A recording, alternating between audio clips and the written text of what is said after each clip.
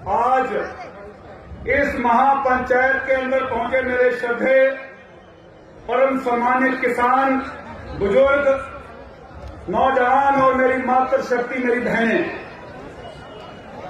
साथियों, आज इस मैदान के अंदर जो जन सैलाब आया है, यह जन सैलाब 95 दिन से जो दिल्ली की सरहद पर इस देश का अन्नदाता अपने अधिकारों को लेने के लिए जो संघर्ष कर रहा था, 220 से ज्यादा तो हमारे किसान शहीद हो गए। उनका आक्रोश है। आज व्यापारी निकला है, मजदूर निकला है, किसान निकला है। साथियों, आज ज्यादा बातें भाषण नहीं करेंगे, लेकिन एक 2-4 बातें हैं साथियों। एमएसपी क्या बताइए, हाथ खड़े करके आप उत्तर प्रदेश और उत्तराखंड के साथियों, हाथ खड़े बताओ किस व्यक्ति को 1868 रुपए धान के मिले हैं, वो हाथ खड़ा करके बता दे जिसे 1868 मिले हों। एक हाथ खड़ा हुआ पत्रकार साथियों, देखना, एक व्यक्ति नहीं है हजारों की भीड़ के अंदर जिसे 1868 मिले हों। आज हमारा सबसे बड़ा मुद्दा है, 3 कानून भी हैं, लेकिन हमें हमारा एमएसपी मिलना चाहिए। बिना न्यूनतम समर्थन मूल्य मिले हम इस आंदोलन से पीछे हटने वाले नहीं हैं। सरकार कहती है 17 लाख करोड़ का बजट है। अगर हम एमएसपी पर धान, गेहूं, फसल खरीदना शुरू कर देंगे, 17 लाख करोड़ का बजट है। हम कहते हैं 17 लाख करोड़ का बजट है, तो क्या 17 लाख करोड़ का हम लोगों को, जो लोग हैं, वो अनाज नहीं देंगे? अरे भाई, 17 लाख करोड़ का आपको राशन अनाज देंगे। वो 17 लाख करोड़ में सरकार वाली नहीं है खर्च करने को, क्योंकि उसे घाटा होगा। लेकिन 17 लाख करोड़ का सामान किसान जो उत्पादन करता है, वो 10 लाख करोड़ में बेच दे, 6 लाख करोड़ देश के किसान को तो घाटा हो जाए, लेकिन सरकार घाटा सहने के लिए तैयार नहीं है। ये सरकार की नीयत है। हमारा कहना है अडानी खरीदे, अंबानी खरीदे, सरकार खरीदे, लेकिन हमें न्यूनतम समर्थन मूल्य मिलना चाहिए। बताओ साथियों, मिलना चाहिए कि नहीं चाहिए? हमें हमारी फसल का न्यूनतम समर्थन मूल्य तय करो, घोषित करो। अगर हम डीजल रेट पर लेते हैं, अगर हम खाद रेट पर लेते हैं, तो हमें हमारी फसल का मिलना चाहिए कि नहीं चाहिए? ये आज बड़ा सवाल है। जो कंपनी उत्पादन करती है, लागत और मूल्य के आधार पर कीमत तय करती है, तो जब सरकार हमारी फसल का उत्पादन, हमारा मिनिमम सपोर्ट तय करती है, तो हमें मिलना चाहिए। बड़ा सवाल है। लेकिन दूसरी ओर सरकारें हमारे इस आंदोलन को लगातार जो नजरअंदाज कर रहे हैं। पत्रकार साथी पूछते हैं कि आंदोलन कब तक चलेगा। हम पूछना चाहते हैं साथियों, जहां तक हमारी आवाज पहुंच रही है, जब झूठी और मक्कार सरकार 5 साल तक चल सकती है झूठ पर, तो ये आंदोलन तो फिर सच पर चलने वाला है। ये 5 साल तो नहीं चल सकता।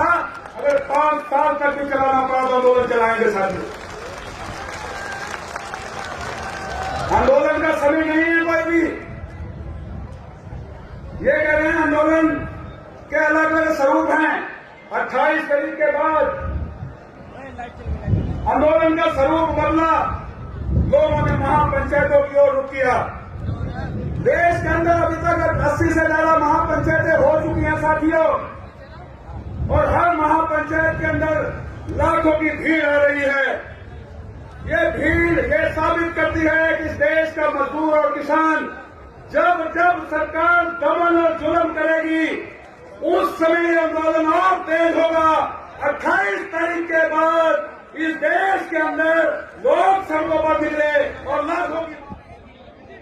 एक कानपुर के अंदर एक दुकान है ठग्गू के लड्डू, एक दुकान है ठग्गू के लड्डू, उस पर लिखा है ठग्गू के लड्डू, और उस पर लिखा है ऐसा कोई सगा नहीं जिसे मैंने ठगा नहीं। दुकान पे आओगे हजूर तो ठगे जाओगे जरूर। ये वही ठग्गू है कि इसकी दुकान पे जाओगे तो ठगे जाओगे जरूर। साथियों, ये भाजपा के लोगों का चरित्र है। वो जैसे कानपुर की दुकान पर लिखा है कि दुकान पे आओगे जरूर तो ठगे जाओगे जरूर। लेकिन ये मत सोचना कि भाजपा के लोग कांग्रेस के खुश हो रहे हो दूसरी पार्टियों के, हमें सबने ठगा है।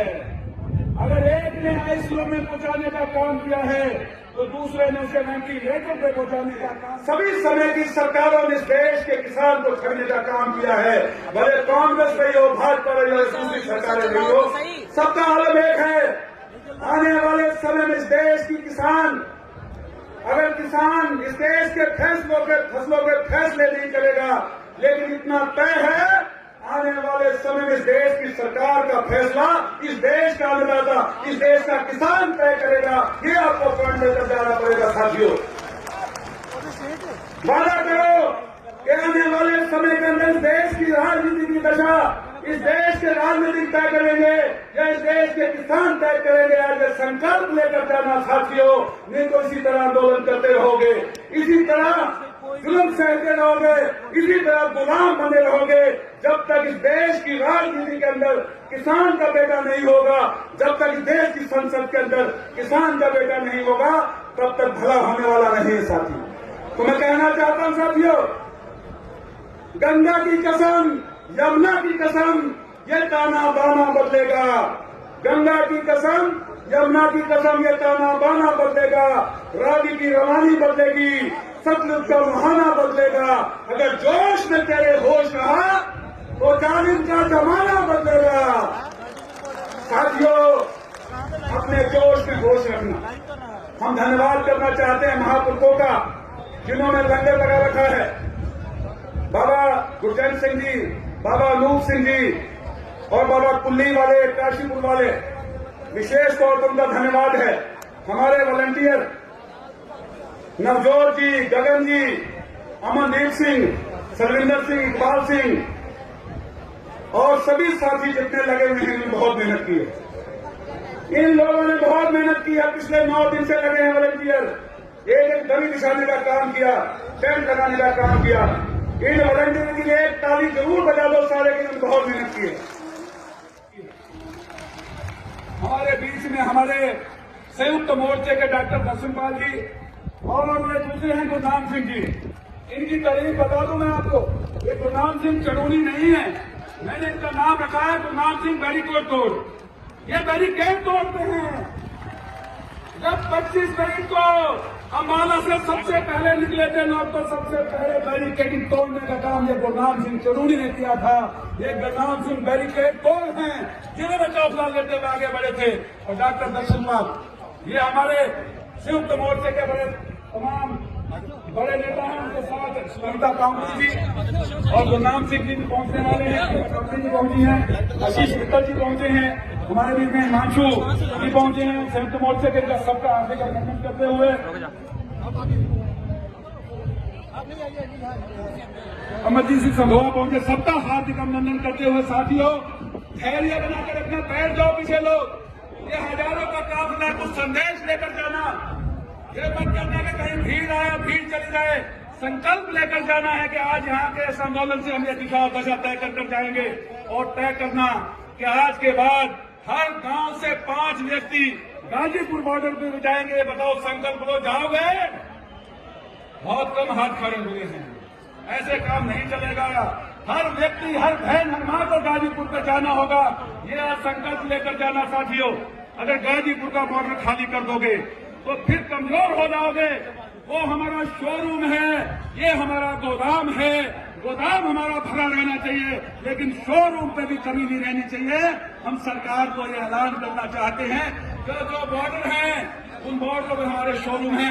साथियों, आप हमें हमेशा सुनते हैं, प्यार देते हैं। तमाम राजनीतिक दलों के जिम्मेदार साथी सैकड़ों लोगों को लेकर आए हैं। हम इनका हार्दिक अभिनंदन करते हैं। बंगाली समाज, पर्वतीय समाज, थारू समाज और दूसरा समाज के लोग, राय सिख समाज के लोग सभी बड़ी संख्या में आए हैं। इनका हार्दिक अभिनंदन और स्वागत करते हुए इन्हीं शब्दों के साथ, जय जवान, जय किसान।